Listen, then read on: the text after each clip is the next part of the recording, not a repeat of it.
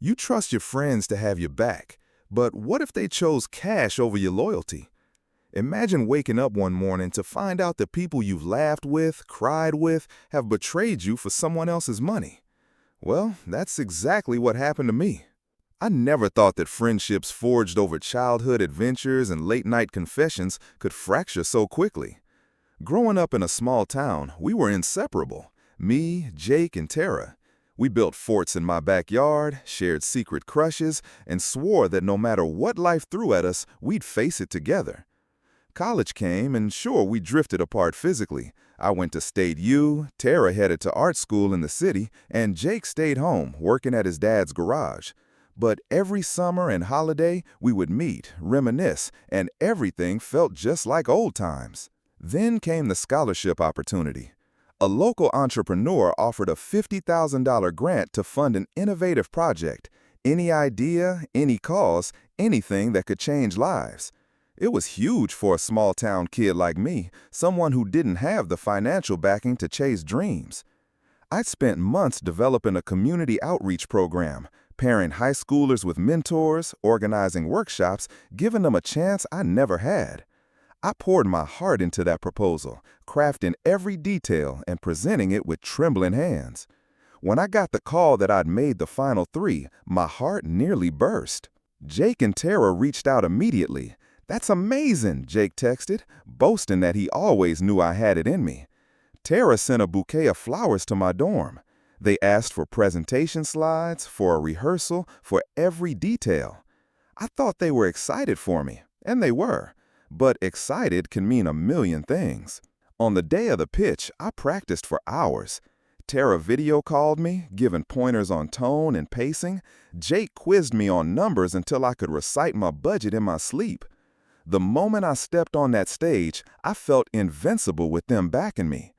I laid out the community program, showed impact projections, shared personal stories, how I grew up without a mentor, how kids around here needed the same lifeline.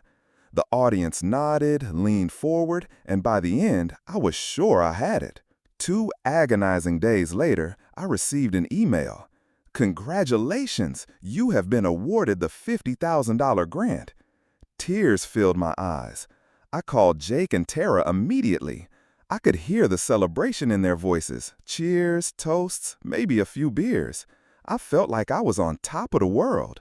Then the whisper started. At first subtle, classmates asking how I'd use the money, neighbors congratulating me on the big break. Then came the unexpected text from Tara. "Hey, I spoke with the sponsor. They're thinking my art workshop should get part of the funds too. I pitched it as a joint venture. Hope that's cool." My heart skipped. "Tara, this grant is mine. I applied with my proposal." "I know, but I thought we could collaborate. It's better for community outreach and art." I tried to reason, but the agreement is legally with me. She waved it off. "Don't worry, we'll sort out the paperwork." The next blow came from Jake. One Saturday afternoon, he called me, voice tight.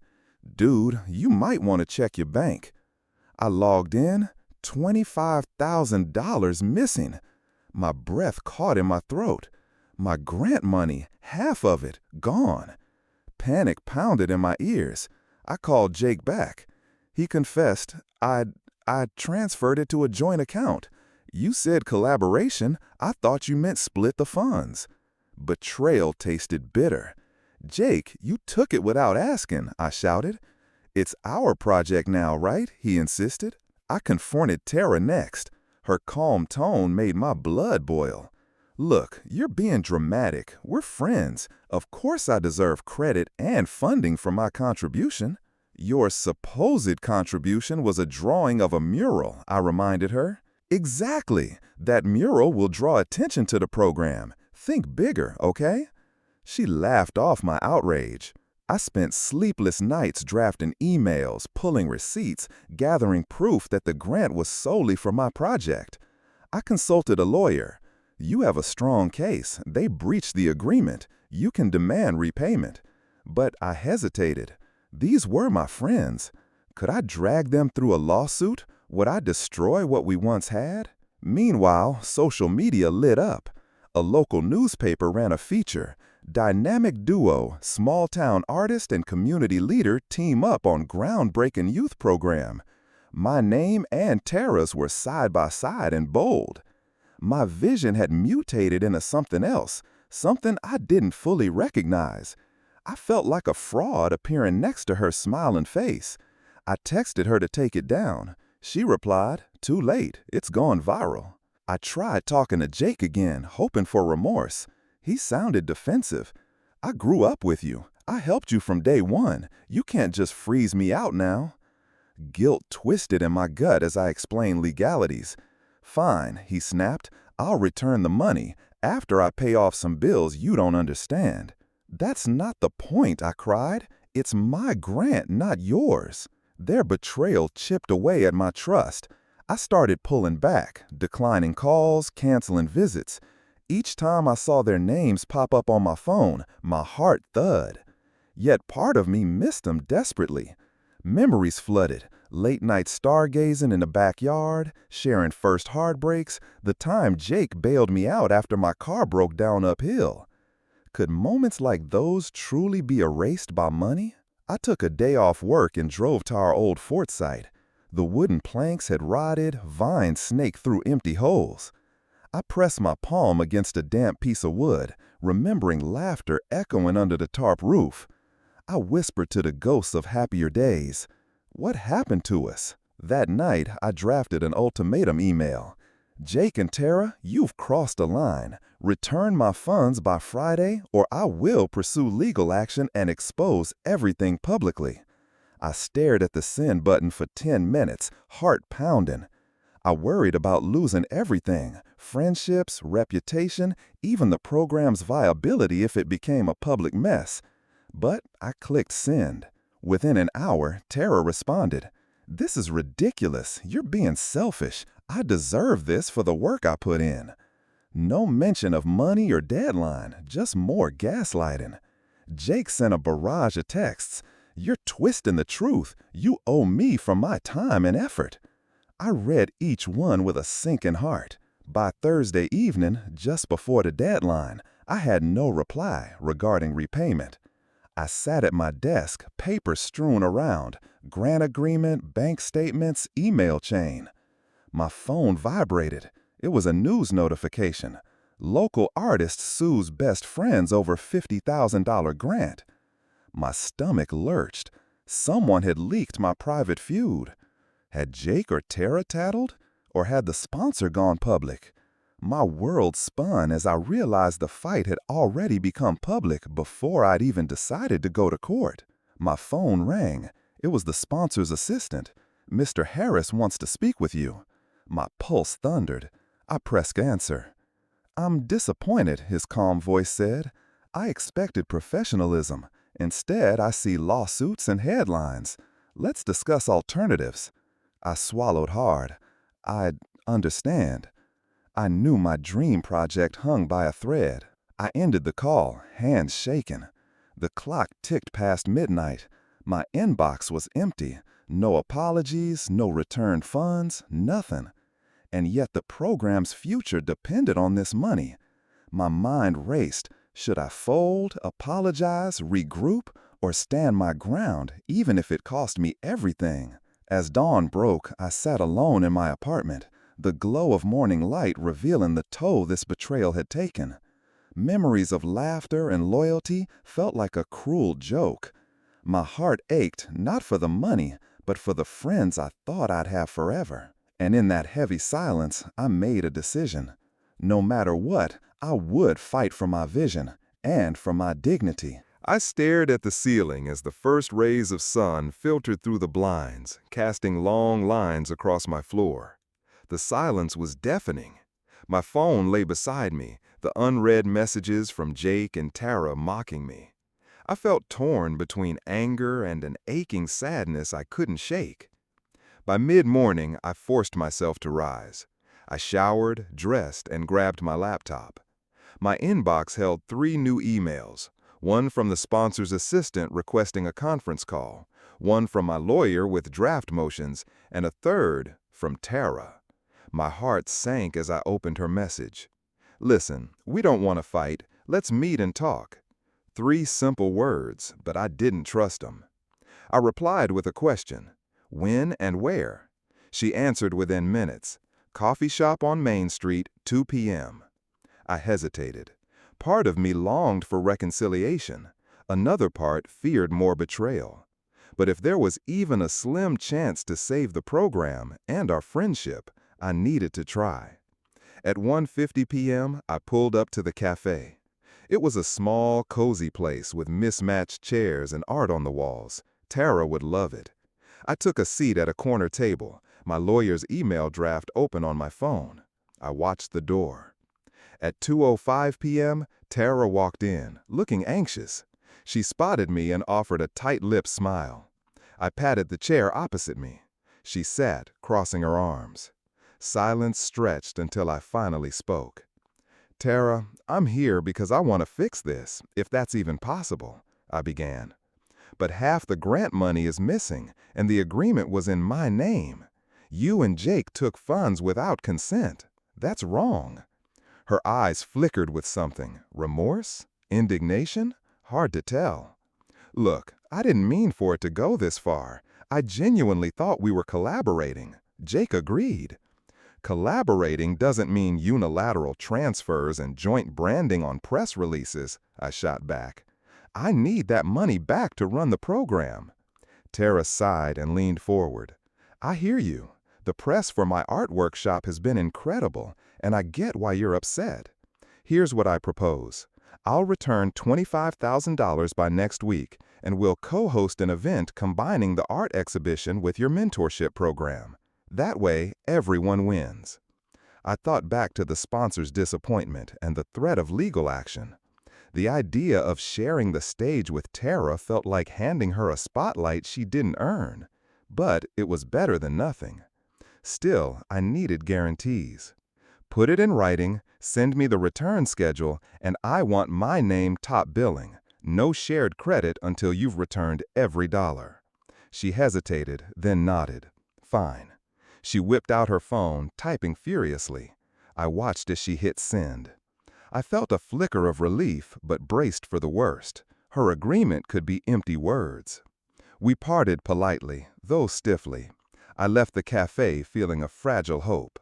Back home, I prepared for the sponsor's call. I paced my living room, rehearsing calm professionalism. At 4 p.m., the phone rang. Hello, this is Mr. Harris. His voice was measured, but the disappointment still seeped through. I swallowed.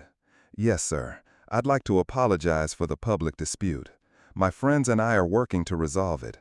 They've agreed to return the funds, and I remain fully committed to the program. There was a pause. I appreciate your candor. I'll allow an extension of 2 weeks for the full funds to be in your control. After that, if anything remains outstanding, I will have to withdraw support. Thank you, I said, relief flooding me. I won't let you down again. Very well. And he hung up. I exhaled deeply, tension ebbing away. 2 weeks, that was all. The next day, my lawyer reached out. I have an updated agreement drafted. Once Tara signs, it becomes enforceable. I reviewed it and sent my suggested edits, clarifying deadlines, penalties for missed payments, and a clause preventing any future public co-branding. A week passed. My inbox stayed quiet, and doubt crept back in. On Thursday, I hadn't received the first installment. Anger flared. I texted Tara. Reminder, $10,000 due today. No reply. I dialed her, straight to voicemail. I tried Jake, same. By Friday morning, I knew I had to escalate. I forwarded the signed agreement to my lawyer and instructed him to send a demand letter. At noon, Tara called. I answered on the second ring. I'm sorry, she stammered. I've had unexpected expenses, but I'm good for it. Please don't involve lawyers. Her apology was weak. You had 2 weeks, I said quietly. You missed the first deadline. If you want to avoid legal penalties, you need to pay immediately. I understand. Her voice cracked. Give me until Monday. I agreed, but my disappointment was heavy. On Monday, the bank showed $10,000 deposited. Relief raced through me. 10,000 more to go. I emailed the sponsor proof of funds and reassured him the full amount would clear within days. The final $15K came through 2 days later, just as my lawyer finalized the agreement. With funds back under my control, I breathed easier. I withdrew the lawsuit, though the damage to our friendship had been done. I reached out to Jake and Tara together, inviting them to the first official event of the program at the local rec center. They responded hesitantly, "We'll be there." Event day arrived. The hall buzzed with excitement. Parents, teens, mentors, everyone eager for a fresh start. I stood at the podium as sunlight streamed through the windows. My heart pounded. In the front row sat Jake and Tara, expressions unreadable. I began. When you apply for a grant, you expect the money to support your vision, but you never expect the people closest to you to challenge your integrity. I paused, scanning the crowd. I want to thank my friends, Jake and Tara, because without this conflict, I wouldn't have learned how important it is to stand up for myself, to fight for what I believe in. They shifted, eyes widening. I allowed a small smile. This program is for every kid who feels overlooked. Let's teach them loyalty, responsibility, and ownership, not only of money, but of their dreams. Applause rose, warm and genuine. After the speech, Tara approached. Her eyes were glassy. "I'm sorry," she whispered. "I never meant to hurt you. I see now how badly I messed up." I replied softly. "Trust is fragile. It takes time to rebuild." Jake stood beside her. "I'm sorry too. I should have questioned Tara's plan instead of going along. You were right to fight for your vision." The three of us stood there, awkward, yet somehow bonded by conflict. Maybe forgiveness would come, maybe not completely. But that day, we chose to heal. In the weeks that followed, the mentorship program thrived. Attendance doubled. Media outlets ran stories highlighting youth empowerment and community collaboration, this time with correct credits. Tara hosted an art show fundraiser, donating all proceeds back into the program. Jake volunteered as a mechanic mentor, teaching teens to fix cars.